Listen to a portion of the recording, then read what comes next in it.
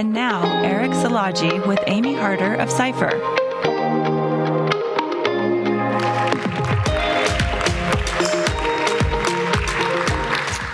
Well, good evening, everyone. My name is Amy Harder. I'm executive editor of Cipher. It's a new publication by Breakthrough Energy, where we are covering the technological transformations that we need to reach net zero, which includes a huge part of the electricity sector. At Cipher, we have a saying where we say energy is something we never notice until it's gone or expensive. And Eric's job is to make sure neither of those things happen. As CEO of Florida Power and Light, his company is responsible for keeping the lights on today and all over Florida. And so it's just so important that, of course, first and foremost, electricity is both affordable and reliable, but electricity companies are now beginning to have a third mandate, and that's to provide clean electricity. And so I'm really looking forward to this conversation with you, Eric, about everything from solar to tariffs to natural gas and green hydrogen. So thank you so much for being with us here today. So my first question, I want to just kind of give the lay of the land for those of us in the audience today. So FPL is a big provider of solar energy, but your electricity mix is a majority, I think about 73% natural gas. About 70, yeah. Can you talk about, and that's fluctuated over the years, and I know your goal is to decrease that. Can you talk about why natural gas is still a big part of your electricity mix and how you hope to decrease that in the coming years? Sure. So first off, it's great to be with all of you. You know, it's been an interesting journey for us.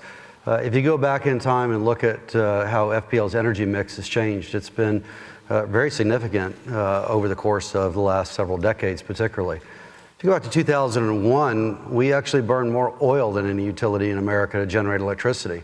A large part of that was because of the geography of Florida. We didn't have pipelines, and we had limitation. It was either going to be oil or coal of what else we could actually generate electricity with. So the company made a decision actually in the late 90s to start to wean itself off of foreign oil and switch to natural gas, which is significantly cleaner from an emissions profile, but also had a much better prediction from a volatility and pricing standpoint, and gave us the ability to start deploying new technologies which are much more fuel efficient. So we were burning less fossil fuel to produce electricity. And we also have to meet the demands of a growing state. Florida continues to add about 1,000 people a day, and has for a number of years. So we have a lot of demand as well that we have to be able to meet, and we've been growing for decades in this state. Fast forward to today, and we're a utility that, you know, in 2001 burned 41 million barrels of oil to generate electricity. So a utility that burns no oil. In fact, we only burned a little bit of low sulfur diesel last year because we're required to burn it to prove that we can burn it in case we have to for an emergency. And we switched to natural gas. And that switch enabled us also to burn a lot less of the fuel. We're, on average, 35 to 40% more fuel efficient than we were just 20 years ago, which means we're burning a lot less of that. Now, we've also expanded into other technologies like solar. 20% of our fleet is nuclear powered. And our big goal now is to continue to expand solar from what is relatively a small percentage, and we are the largest utility in America from a standpoint of both customers as well as the amount of electricity that we produce and the amount of electricity that our customers use, to a company that's going to provide more and more of it from solar. So we announced about 5 years ago that we were going to install 30 million panels by 2030. We've actually done more than 50% of that already, and we're 5 years ahead of schedule. Sounds like you need to increase your goal. My goal is to add... You can do that right here. And we absolutely are committed to going beyond. That was just an initial goal that was audacious, more than anybody in the world, from any one electric utility standpoint. But it's just the beginning. You know, look, our first solar plant was installed in 1984, here in Miami, actually. It was tiny. Is it still there? Yeah, it was experimental, and we have the experimental panels still up. They're not doing too well. They're old. 1984 is not that 84. You're telling me. You're definitely over 30. But, you know, I tell you that because it was a great experiment, but it was really expensive. And so for us, we're really focused on trying to make sure that our customers continue to have both affordable and it has to be reliable power, as well as adopting new technology and being willing to embrace change. And that's what's really hard for a lot of folks in our industry, is to embrace the change that comes with it, but do it driven in economics so people can afford to actually embrace that change. So we heard from the previous speaker, there were some cheers when there was a comment about natural gas being a fossil fuel and something that we shouldn't continue to be dependent upon.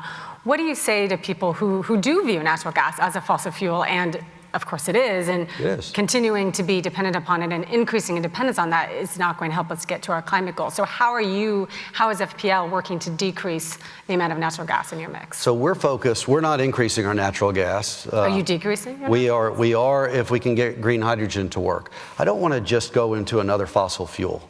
And building a new nuclear plant doesn't work, unfortunately, even though I'm a fan of the fact that it is zero carbon around the clock.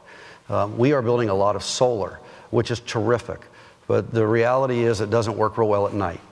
And we still have air conditioning used at night, and people are going to be streaming at night and watching this, hopefully, if they can't join us today. And so we're pairing our solar with battery storage, as an example. Matter of fact, we just commissioned the world's largest battery storage facility powered by a solar facility. It's a 40-acre battery. And where is that? It's in Manatee County, right next to an existing solar facility. It's the equivalent of 100 million iPhones in power. Maybe there can be a tour at the next Aspen conference. Absolutely. We'd love to take people through. The Aspen folks are listening. But we've also done battery projects here in Miami, and we've done battery projects across the state. And part of this is, again, how do you couple all of these different technologies, not get married to any one, but recognize that a smart portfolio of assets, one that people can rely on, is going to end up being just that, a portfolio of assets. Now, what I've really focused on is how can we take frankly, our dirtiest facilities and retire them. So our oil has been retired. We used to buy power from contracts from 2 coal plants, as an example. We bought those contracts out and tore those plants down. They are no longer in existence. And that saved customers money, by the way, also because coal is more expensive here in Florida.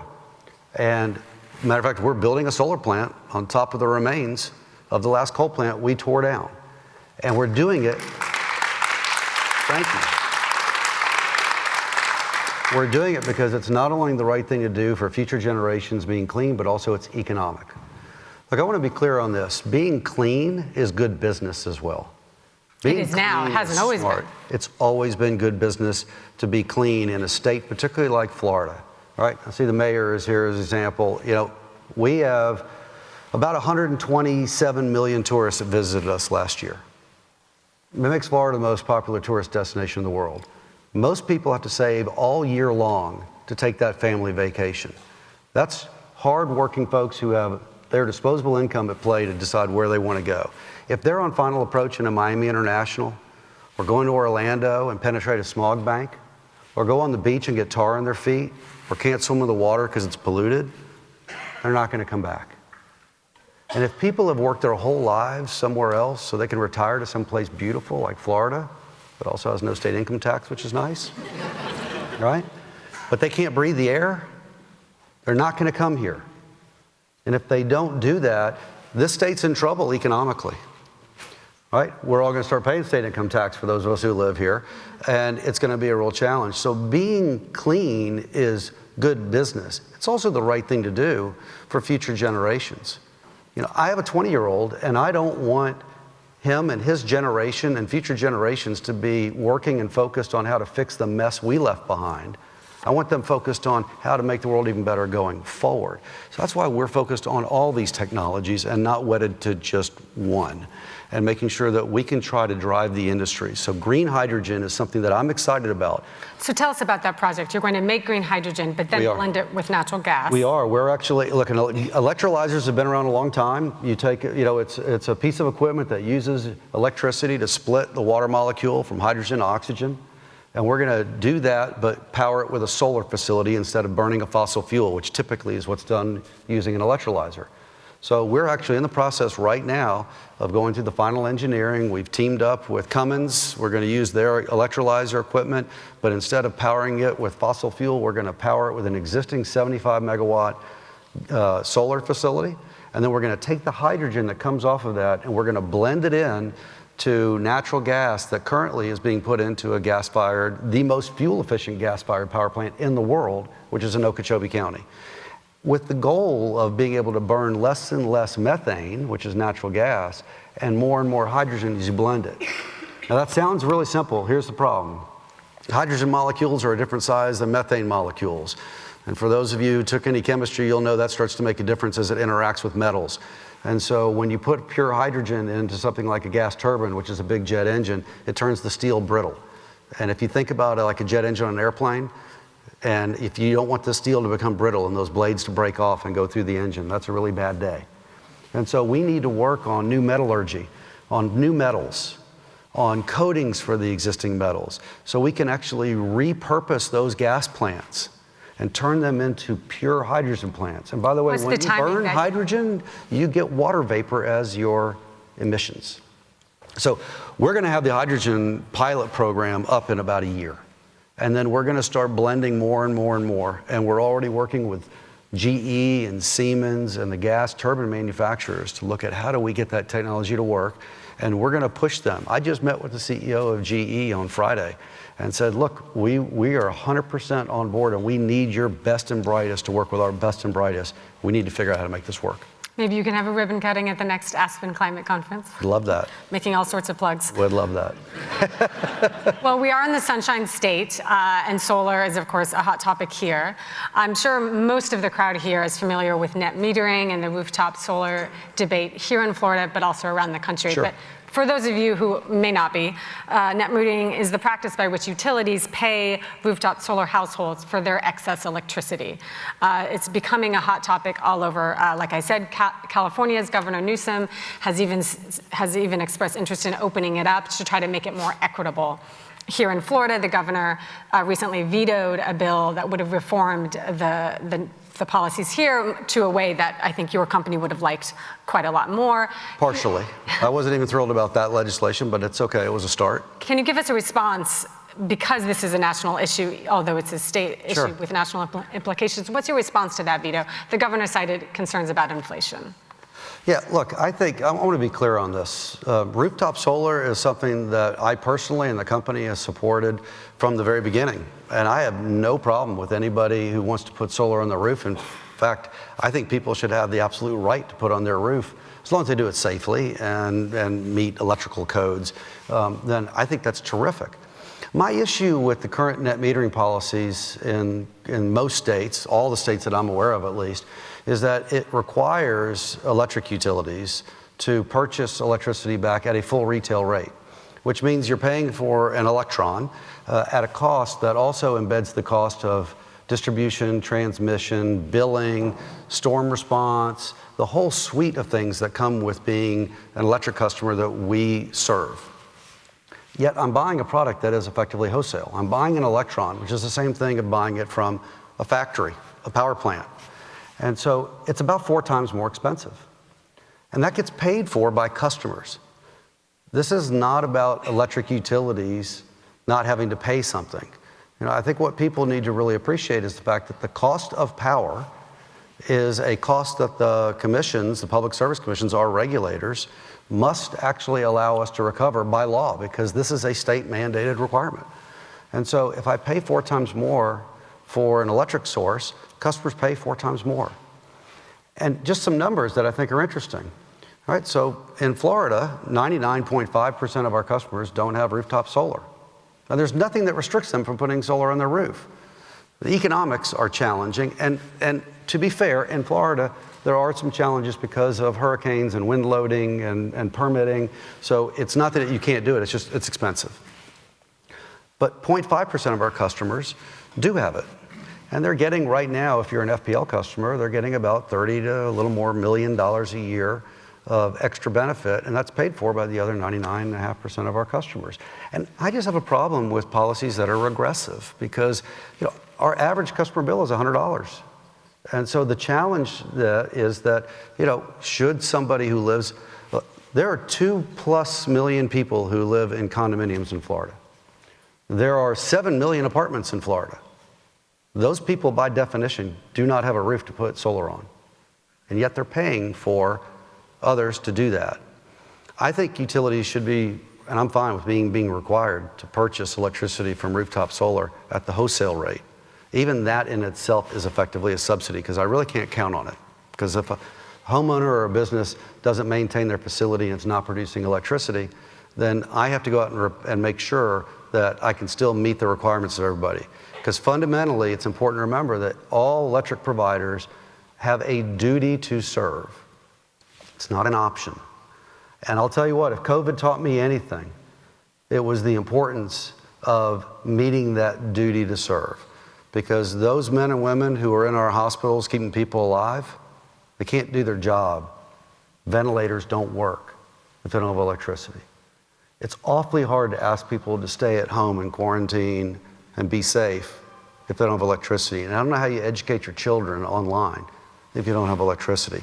And so fundamentally, we have to meet that duty to serve. I think rooftop solar can play an important part of it.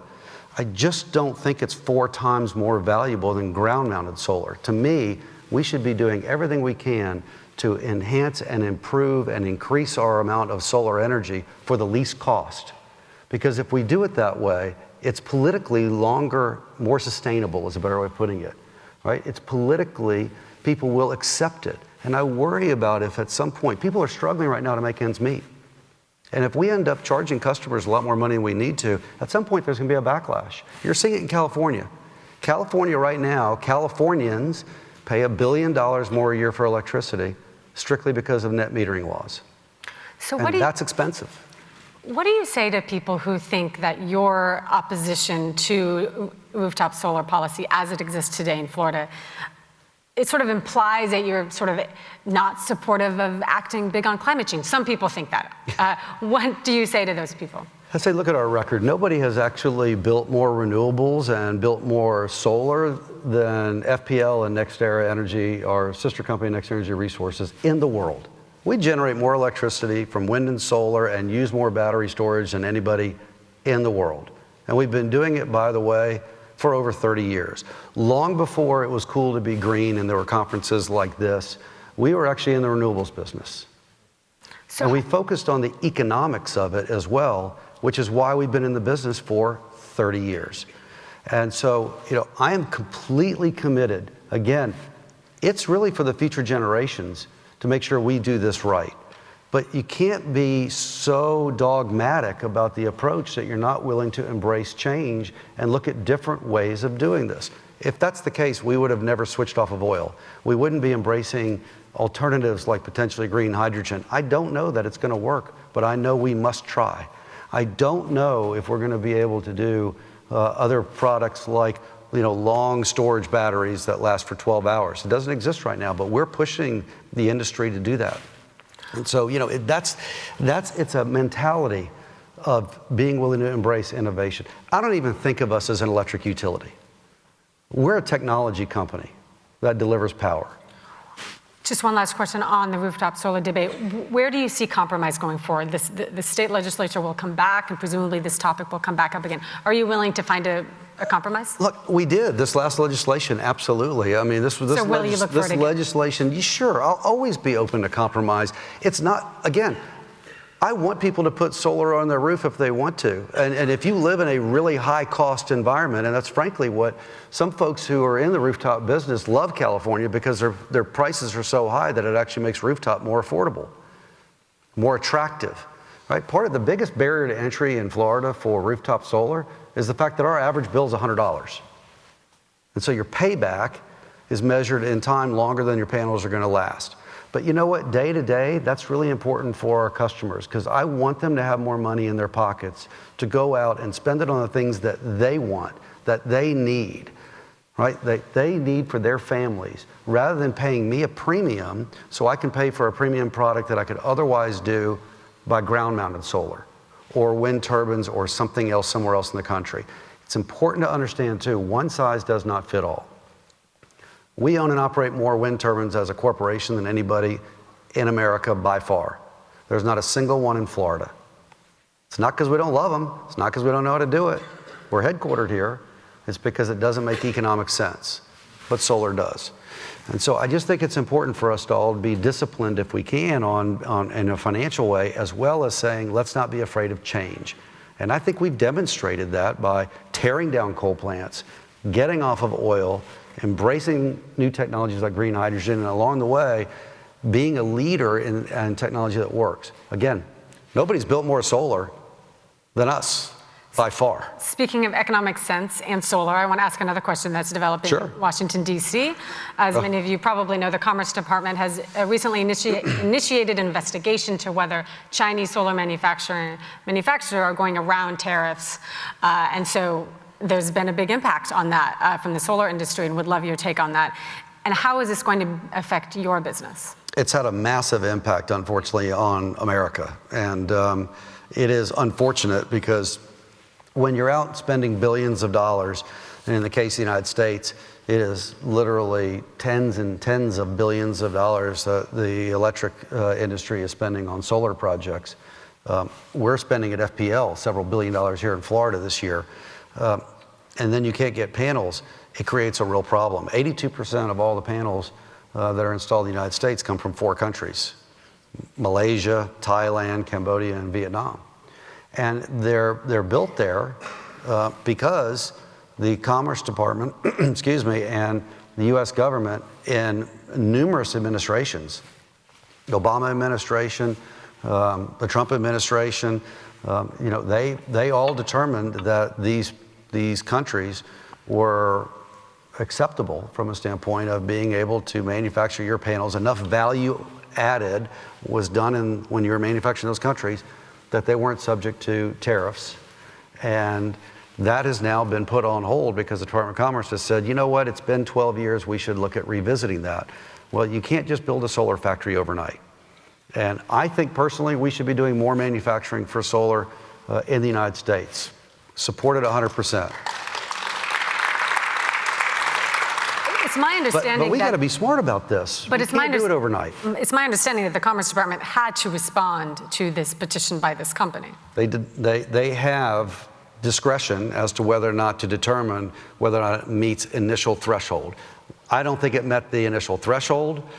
That's just one person's opinion. They obviously disagreed, even though they had previously determined, the same Commerce Department, multiple times before, including just last year.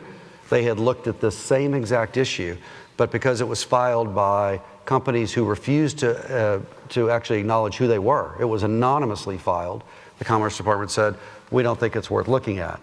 So then a company named Auxin, which has 60 employees in total, and manufactures very little solar in the United States, like 0.1%, they filed it. And they said, well, now if there's a name attached to it, we'll go ahead and look at it. I think we need to be careful not to. Look at it this way. Who's benefiting the most now from the fact that solar is shut down in the United States? I mean, solar is shut down. There are projects, there's over 300 projects that are right now either on hold or being canceled. And just a couple days ago, a utility in Indiana announced that they now have no choice because, again, remember, they have a duty to serve. Their solar projects have been canceled because they can't get panels and they have no visibility to be able to get panels for the next 2 to 3 years. They're going to keep their coal plant open for another 3 years. Oil and gas plants are going to be kept open longer because of this action. Again, I'm all for building more in the United States if possible, but understand there's a cost to that. I was personally involved in getting Jinko, which is a Chinese manufacturer, to bring a plant into Florida to build. And we bought every panel that they manufactured, the entire output of the plant, which is why they moved here initially. But unfortunately for them, the cost structure is still more expensive than any other facility they have in their global supply chain. And so we're kidding ourselves as Americans if we don't think they have other places to go. The panels that are not being shipped right now out of the 4 countries I mentioned, they're not just stopping manufacturing in those countries. They're selling them to Europe. They're selling them to other countries. And they're just fine. So we're just losing out. We're kind of shooting ourselves in the foot. Global supply chains are important. And I want, again, to build as much as we can for the least cost. And we need to be very thoughtful about what can we do here in America that makes sense, and what should we be buying from overseas and then installing here in America, that makes sense. Have you had any communications with the White House or any part of the Biden administration? Absolutely. We've been very involved from the very beginning. And what's their response? They're looking at it. Very thoroughly. And look, you know what? Once they open the investigation, they have a duty to do so and to meet the obligations, and that's great.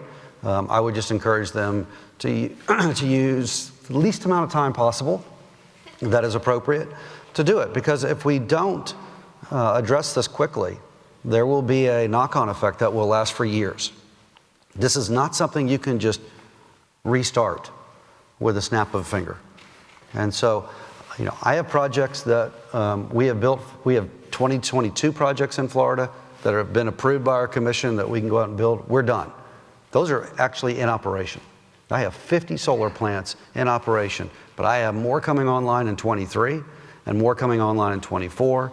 And those plants are going to start to become negatively impacted or stopped, because I can't just get manufacturers. There are none in the United States that have panels available. We've gone to everybody who does, including Auxin, and said, we'll buy anything you have. Give it to us. And they're like, we don't have any panels available until 2026. Is that what Auxin said? Yeah. Well, stay tuned, I guess. I want to switch to another topic. By the way, the Biden administration, Department of Commerce, they should hear from you. If you care about this issue, right, this is impacting all of us. And it's important to hear from folks to understand. We're also laying thousands of people off in the field. I mean, literally tens of thousands, actually, of construction workers are going home, because you can only build so many steel posts and the racking and everything else, but if you can't put solar panels on, there's nothing to do. And we can't just afford to have people sitting around twiddling their thumbs, so they're going home.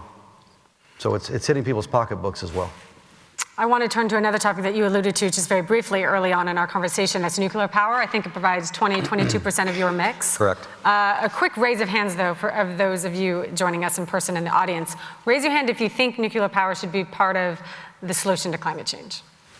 Sorry, I'm really... Okay, wow. we have a good... Yeah. That's good. That's because, as all of us know, nuclear power has had a bit of a controversial past in this space, but it does provide an inevitable and obvious source of carbon-free electricity. So tell us how you see nuclear power in your mix going forward. And it's my understanding you're looking to extend the licenses of some of your reactors, but you're not looking to try to do advanced nuclear power. So we have 4 units in Florida at 2 locations, and we have invested in those plants over the years to modernize those and make them even more efficient. So without actually touching the core, we've been able to actually increase the output of those by having more efficient steam generators, by actually taking bends out of the pipes, because if you remember from your physical science days in high school, anytime you have to push something around a corner, it takes more energy to do it. So we've really tried to be creative and say, how can we make our existing plants even more efficient? And we've invested several $1 billion in doing that by also modernizing them and putting in digital controls, as an example. We've been able to actually extend the life. And so we were one of the first in the country to actually get license extension granted by the Nuclear Regulatory Commission for an additional 20 years. And then we actually filed and were granted the first license at our Turkey Point facility, which is not too far from here, to get another 20 years, because it's really about whether or not the concrete for the containment building can last. And you have to invest in all the equipment inside. And we were able to demonstrate that those plants are able to safely operate for well beyond the existing 40 years and at least for 80 years. And I think that is so important and frankly smart for America to do. We should be investing in these assets to make sure that they run safely for as long as possible, because they are 0 carbon and they run 24 hours a day. Now, like any technology, nuclear power is not a silver bullet, because it runs most efficiently when it runs 24 hours a day. And the amount of electricity that we all use fluctuates, because when you go to sleep, as an example, right, a lot of appliances are turned off. Air conditioners in some parts of the house are not used, et cetera, right? Stoves aren't being used, water heaters aren't being used. And so at night, typically consumption goes down quite a bit and everything cools off because the sun's not up. So nuclear power plants aren't really good at ramping up and down to meet those changes in loads. So you need a nuclear power plant to be able to run very steadily and meet what we call that base load power. So even around the clock, it's being used. But for those parts of the day when it gets hot and you start actually people turning on the more and more air conditioning, or they come home at night and turn on lights and stoves, we need other types of generation that can meet that. Because if you try to start a nuclear power plant up, it takes days. It's not something you can fire up in an hour or two or instantly. And that's part of the challenge that it's hard for people who aren't in the business to understand, but we literally have to meet the needs of people instantly. This light that's coming through, the electricity that is powering this, is being generated right now, instantly. Right? It travels at the speed of light. So blink your eye, goes around the world 7 times. And so we have to be able to meet that load instantly. Some technologies are better at that than others. So Eric, for my very quick concluding question, Sure. And to give us a taste of something maybe we can come back to talk about next year. Okay. You call yourself a technology company. What is one technology that we haven't talked about that we can get excited about for next year?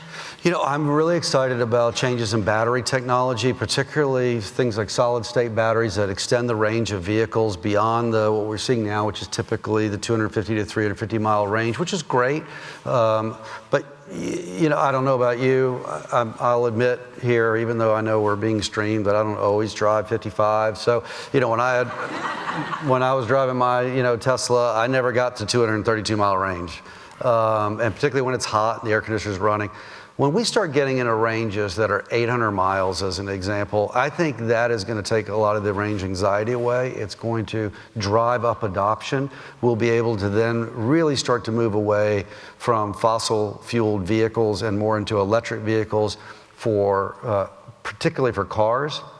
Long-haul trucking, I'm excited about hydrogen, actually, because I think that may actually play a role. Again, water vapor is your emissions, and we need something that goes beyond, because you can't have a truck driver go 800 miles and then have to stop and charge for 2 hours. That's just not economic. That's not how the system works, typically. So we need to have a good mix, or ships is another, the previous speaker. You can't have a ship go out for 800 miles and say, oh, well, I guess we're going to have to wait to charge up. So we have to come up with a variety of technologies. So battery storage, and then I continue to be excited about hydrogen, but we're going to need a lot of work in metallurgy and coatings, and thinking about how we transport that hydrogen is important, because you can't store it right now very efficiently, and we're going to need to burn a lot of it if we're going to replace all natural gas, and I'm all for that. Great. Well, we have a lot to talk about next time. Absolutely. Eric, thank you so much for your time, and everybody for tuning in. Thank you.